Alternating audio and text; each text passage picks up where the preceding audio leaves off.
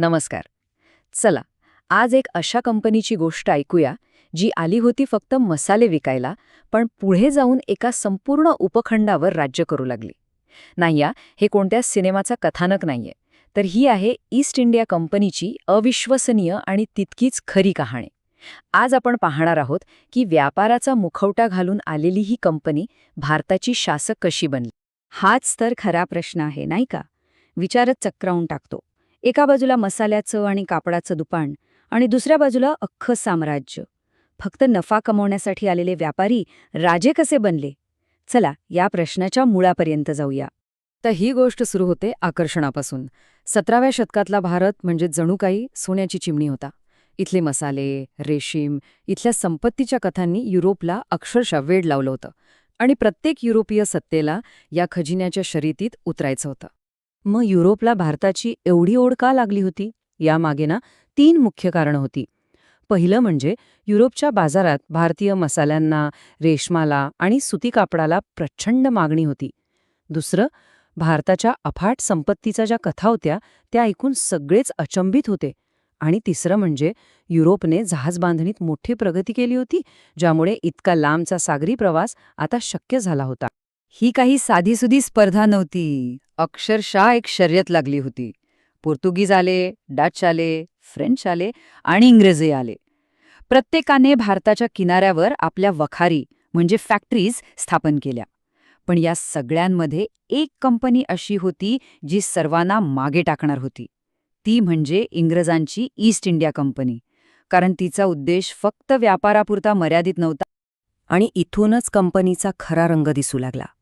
हळूहळू हिशोबाच्या वह्या बाजूला सारल्या गेल्या आणि हातात तलवारी आणि बंदुका आल्या. व्यापाराचा मुखवटा गळून पडला आणि सत्तेची भूक उघड झाली. या मोठ्या बदलाची सुरुवात झाली 2 महत्वाच्या लढायांनी, एक प्लासीची आणि दुसरी बक्सारची. या विजयांमुळे कंपनीच्या हातात फक्त एक प्रदेश नाही, तर एक सोन्याची खाणच लागली. बंगाल, जो तेव्हा भारताचा सगळ्यात श्रीमंत प्रांत होता, तो आता कंपनीची तिजोरी भरू लागला. आणि याच पैशाच्या जोरावर त्यांनी आपलं साम्राज्य वाढवायला सुरुवात केली. आणि मग आला तो टर्निंग पॉइंट, तो क्षण ज्याने सगळंच बदलून टाकलं. 1765 मध्ये मुघल सम्राटाने कंपनीला दिवाणी बहाल केली. आता दिवाणी म्हणजे काय? तर सोप्या भाषेत सांगायचं तर आता कंपनीच सरकार होती. बंगाल, बिहार आणि ओरिसामधून कर वसूल करण्याचा कायदेशीर अधिकार आता व्यापाऱ्यांच्या हातात आला होता. ही एक अभूतपूर्व गोष्ट होती. पण गंमत म्हणजे कंपनीचं सगळ्यात मोठं हत्यार तोफ किंवा बंदूक नव्हतं, तर होतं त्यांचं डोकं, त्यांचं धूर्त राजकारण. त्यांनी अशी काही धोरणं आखली ज्यांनी भारतीय राज्यांना युद्धाशिवायच गुडघे टेकायला भाग पाडलं. यांचं पहिलं धोरण होतं सबसिडियरी अलायन्स किंवा तैनाती फौज. नावावरून वाटेल संरक्षणाचा करार, पण प्रत्यक्षात हे एक जाळं होतं, एक पिंजरा होता. भारतीय राजांनी संरक्षणाच्या नावाखाली कंपनीच्या सैन्याचा खर्च उचलायचा आणि बदल्यात आपलं स्वातंत्र्य गमावून बसायचं. राजे कंगाल होत होते आणि कंपनी अधिक शक्तिशाली. आणि या जाळ्यात मोठी मोठी नावं अडकली. हैदराबादचे निजाम, म्हैसूरचे शासक, अवधचे नवाब. इतकंच काय, अगदी पेशवेसुद्धा यातून सुटू शकले नाहीत. एका मागून एक कंपनीने भारताच्या राजकीय नकाशावर आपलं वर्चस्व पक्क केलं. आता बघा, कंपनीचं दुसरं धोरण हे तर त्याहूनही घातक होतं. नाव होतं डॉक्ट्राईन ऑफ लॅप्स, म्हणजे खालसा धोरण. नियम अगदी सोपा आणि तितकाच विचित्र होता. जर एखाद्या राजाला आपला मुलगा नसेल तर त्याचं राज्य थेट कंपनी हडप करणार. दत्तक वारसाला अजिबात मान्यता नव्हती. म्हणजे वारसा हक्काच्या नावाखाली उघडपणे राज्य बळकावण्याचा हा एक मार्ग होता. आणि या नियमाचा वापर इतक्या झपाट्याने झाला की बघा, 1848 मध्ये सातारा, 1853 मध्ये झाशी आणि पुढच्याच वर्षी 1854 मध्ये नागपूर. विचार करा, अवघ्या काही वर्षात पिढ्यानपिढ्या चालत आलेली मोठी राज्य फक्त एका नियमाच्या आधारावर नकाशावरून पुसली जात होती. कंपनीने फक्त राज्य जिंकली नाहीत, त्यांनी भारताला आर्थिकदृष्ट्या अक्षरशः पोखरून काढलं. भारताची संपत्ती जहाजांमध्ये भरून इंग्लंडकडे नेली जात होती. याच प्रक्रियेला संपत्तीचा निचरा किंवा ड्रेन ऑफ वेल्थ असं म्हटलं गेलं. पाहूया हे नक्की कसं घडलं. कंपनीने सगळ्यात आधी हात घातला तो जमिनीवर, कारण त्यांना माहीत होतं की भारताच्या अर्थव्यवस्थेचा कणा शेती आहे. त्यांनी रयतवारी, महालवारी, कायमधारा अशा वेगवेगळ्या नावांनी करप्रणाली लागू केल्या.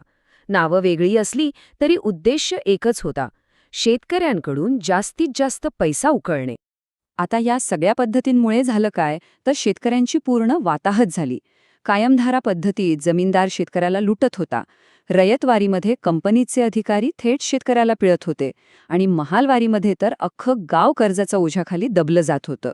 परिणामी शेतकरी आपल्याच जमिनीवर मजूर बनला. शेती तर उद्ध्वस्त झालीच, पण कंपनीने भारताच्या जगप्रसिद्ध कापड उद्योगाचाही गळा घोटला. इंग्लंडच्या मशीनवर बनवलेल्या स्वस्थ मालासाठी भारताचे बाजार उघडले गेले आणि त्याचवेळी इथल्या कारागिरांनी बनवलेल्या मालावर प्रचंड कर लादले गेले. याचा परिणाम काय झाला?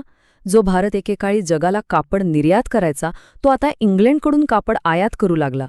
लाखो कारागीर बेरोजगार झाले. आता बघा, 100 वर्ष हा अन्याय, हे शोषण सहन केलं जात होतं. पण प्रत्येक गोष्टीला एक मर्यादा असते नाही का? राज्यांपासून शेतकऱ्यांपर्यंत आणि शिपायांपासून कारागिरांपर्यंत प्रत्येकाच्या मनात धुमसणारी आग आता ज्वालामुखी बनून फुटणार होती. 1857 साली याच असंतोषाचा स्फोट झाला. या ज्वालामुखीच्या स्फोटाला फक्त एका ठिणगीची गरज होती आणि ती ठिणगी पडली एका बंदुकीच्या काडतुसामुळे. अशी अफवा पसरली की या नवीन काडतुसांना गाय आणि डुकराची चरबी लावलेली आहे. या एका गोष्टीने हिंदू आणि मुस्लिम शिपायांच्या धार्मिक भावनांना थेट हात घातला आणि त्यांनी शस्त्र उचलली. आणि ही आग फक्त शिपायांपुरती मर्यादित राहिली नाही, ती देशभर पसरली. दिल्लीत बादशाह जफर, कानपूरमध्ये नानासाहेब पेशवे, झाशीत राणी लक्ष्मीबाई, ज्यांची पेन्शन रोखली होती, ज्यांची राज्य हिसकावली होती, ते सगळे या लढाईत उतरले. ही फक्त शिपायांची बंडखोरी नव्हती, तर कंपनीच्या शोषणाविरुद्धचा एक मोठा लढा होता. इंग्रजांनी हा उठाव अत्यंत क्रूरपणे मोडून काढला. हजारो लोक मारले गेले. पण या रक्तरंजित संघर्षानंतर एक गोष्ट मात्र नक्की झाली: भारतात आता पूर्वीसारखं काहीच राहणार नव्हतं. सर्व काही कायमचं बदलून गेलं होतं. 1857चा उठावाने ईस्ट इंडिया कंपनीच्या शवपेटीवरचा शेवटचा खेळा ठोकला. आता ब्रिटिश सरकारला कळून चुकलं होतं की एका कंपनीच्या भरोशावर एवढा मोठा देश चालवणं शक्य नाही. आणि म्हणूनच 1858मध्ये कंपनीचं राज्य संपलं आणि भारताचा कारभार थेट ब्रिटिश राणीच्या हाती गेला. कंपनी राज संपलं आणि ब्रिटिश राज सुरू झालं. तर अशी होती ही गोष्ट. व्यापाराच्या बहाण्याने सुरू झालेला एका खाजगी कंपनीचा 250 वर्षांचा प्रवास एका हिंसक अंताला येऊन पोहोचला. कंपनी तर गेली, पण जाताना आपला एक वारसा मागे ठेवून गेली.